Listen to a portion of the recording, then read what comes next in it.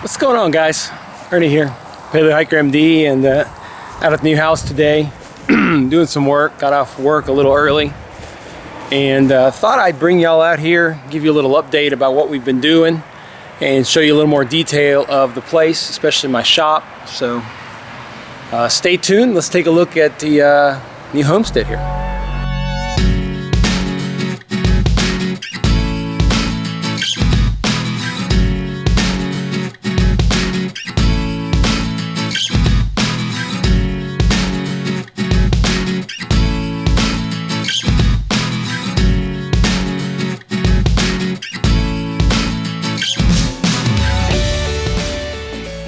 Alright, so a little history on this place. The house itself, which you can see back there, was built in 1857. So it's an old house.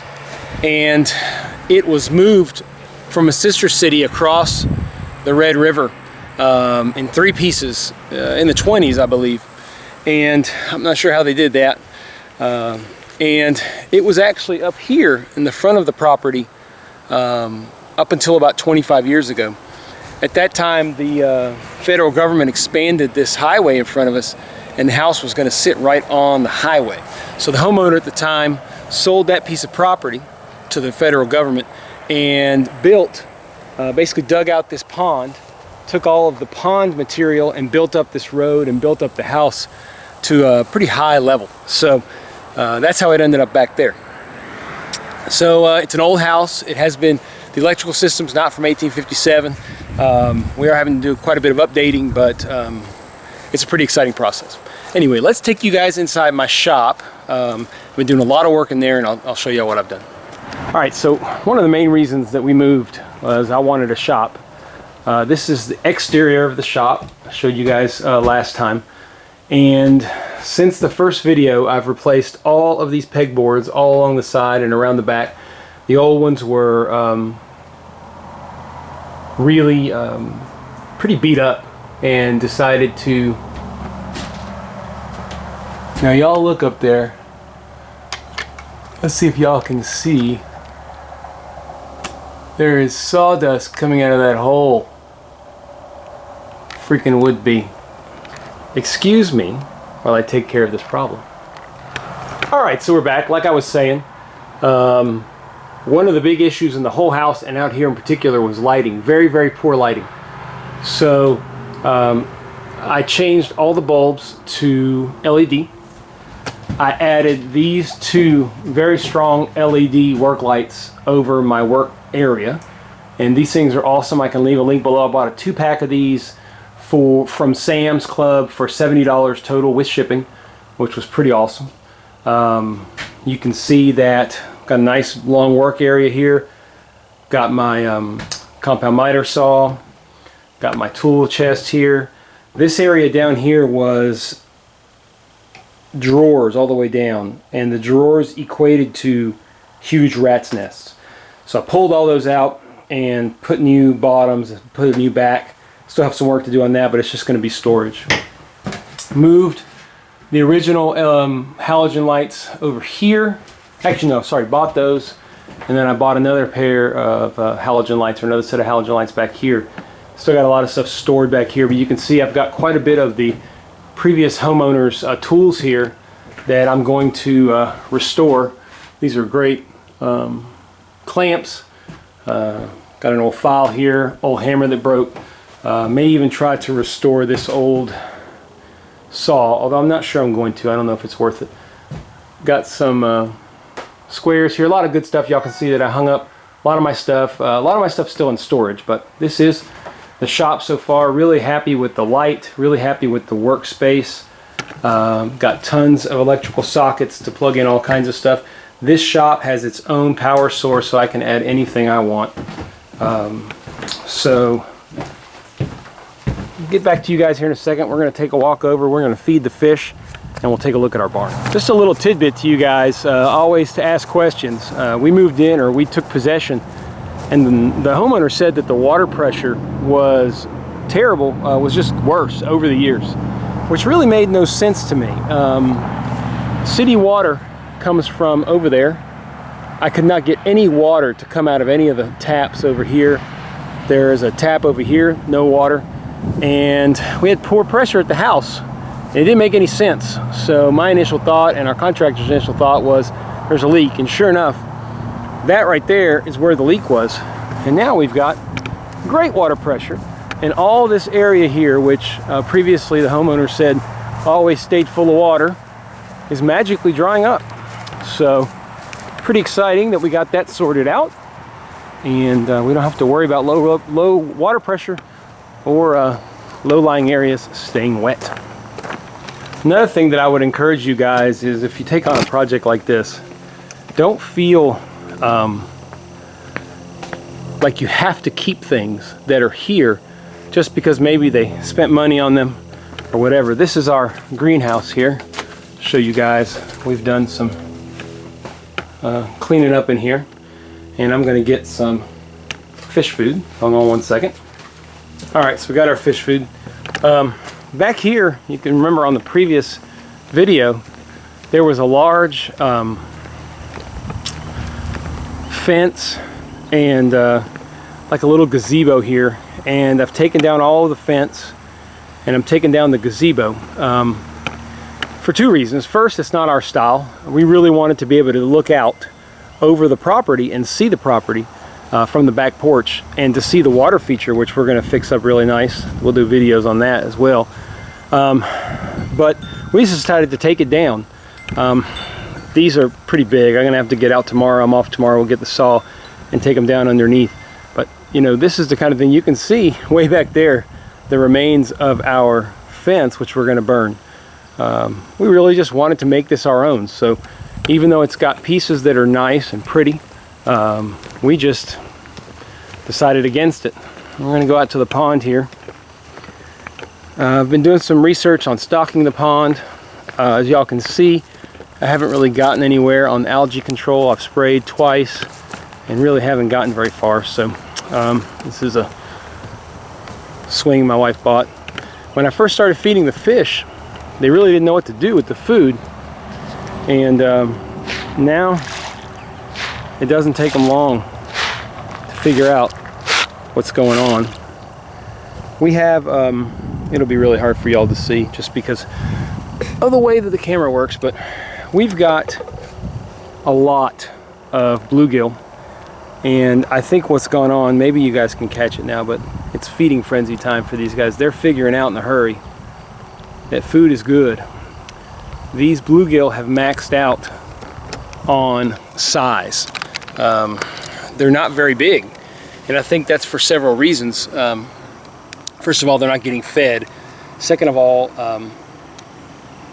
there's no predatory fish here. There's no largemouth bass. There are a couple. We've seen a couple and almost caught one or two, but certainly not enough to help control.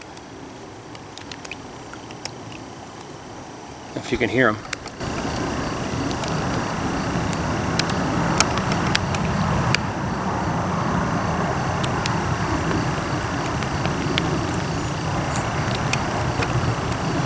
It's taken about a week of feeding them for them to figure out what's going on. At first, I'd come out here and talk, and they would run away. Now they don't care. They're going to town. Anyway, so soon I'm going to be purchasing some carp to eat up the algae and stuff. Not supposed to do that really till fall. That's when they have the best survival. But I am going to order about 100 largemouth bass coming up probably in the next month or so, and putting them in, feeding them and letting them grow, and they'll start to eat some of these bluegill as well. Also trying to pull out bluegill that are good size to allow more nutrients and stuff for the other fish to grow. So yeah, these guys are loving life. Let's go check out the barn. All right, so the barn, and I might note two things. The barn and the shop, we essentially didn't pay for. They did not have any value when this house was appraised. And they show certain wear, of course, but with some work, I think they're going to have some value. This barn can be kind of an eyesore, so we're going to replace all the trim and give it a fresh coat of paint, and that's going to make a huge difference. But we already cleaned up all out here. spend a great deal of time just straightening up, making it look nice. This is the back of the property here. I'll show you guys a little bit.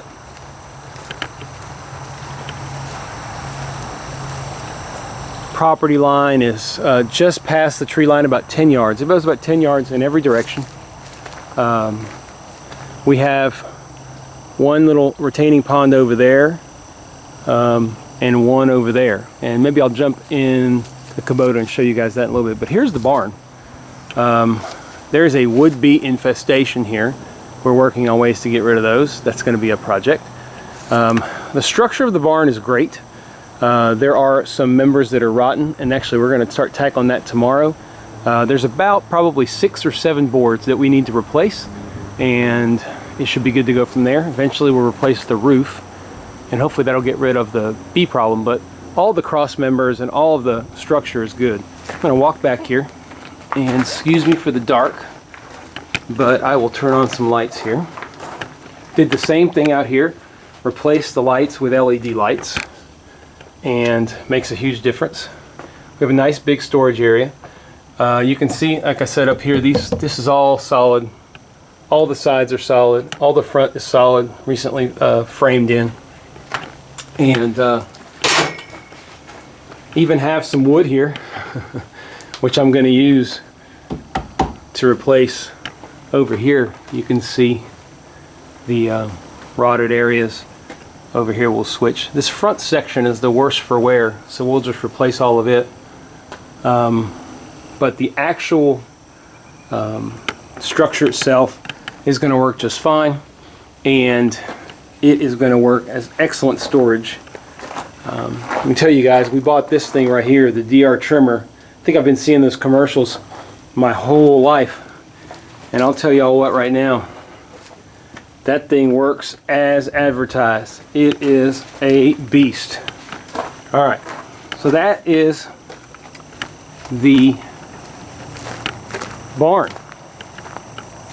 So I'm going to jump in the Kubota and take you guys out by those 2 other little ponds.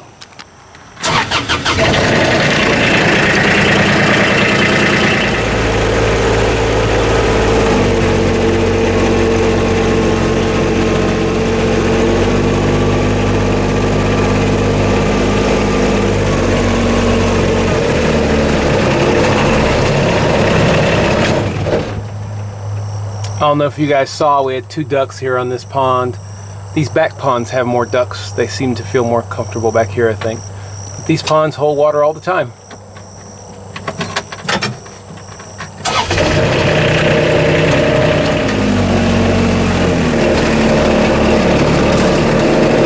There's our other pond.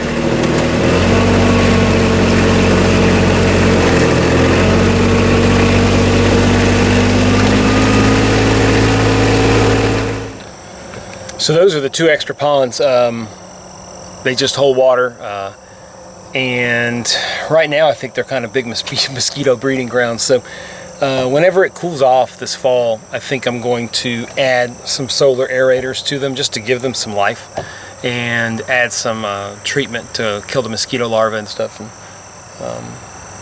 just extra places here on the homestead to have wildlife grow. So guys, that's the quick update. Sorry I haven't been doing much in the way of hiking and stuff like that, but we've got our hands full out here for the next 3 or 4 months, and got a couple videos planned, so I will do some cool stuff. There may be a little bit less bushcraft in the next couple months, and more kind of homesteading, do-it-yourself stuff. Still kind of fun, and I think a lot of my normal subscribers will still enjoy that stuff, because we all like making stuff with our hands, fixing stuff, and that's what we're going to be working on here, and make sure I don't step on a snake. We've got 2 resident king snakes that are about 5 feet long each, and hopefully they're taking care of the rest of our snake population. Anyway, I'm going to come up here and feed the fish. As always, I appreciate you guys checking in. Like I said, I'm sorry I haven't had any more interesting videos lately, but do want to let you guys in on what's going on. Pretty excited about things, and yeah, like, comment, subscribe. Appreciate all the support, guys. You guys are awesome, And I hope that this place will lead to a lot more interesting and fun videos. So stay tuned, and thanks for watching.